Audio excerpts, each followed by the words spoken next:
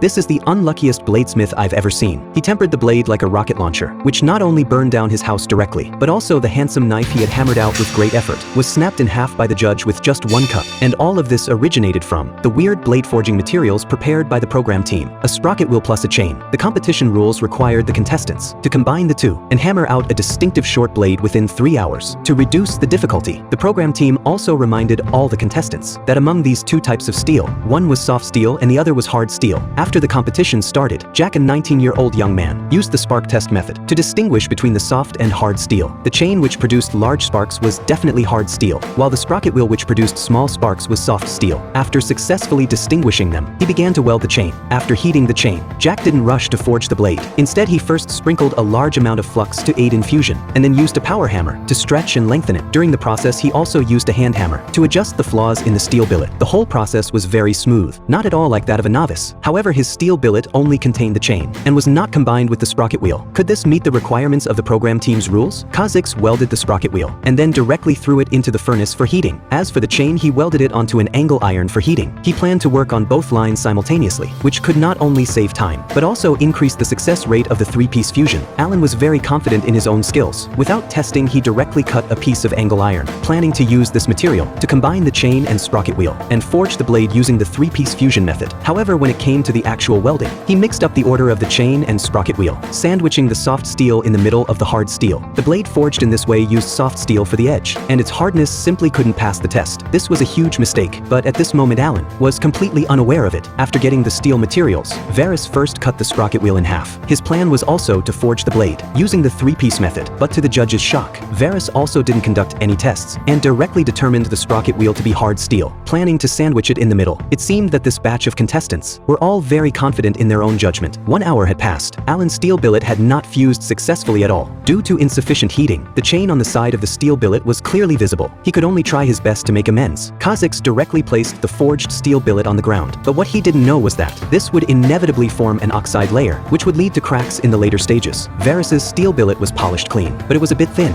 Moreover, when sandwiching and fusing the three pieces in the later stages, a large crack appeared directly in the steel billet. The judges were mentally exhausted from watching. Accidents kept happening to the contestants. Could they really forge a handsome knife?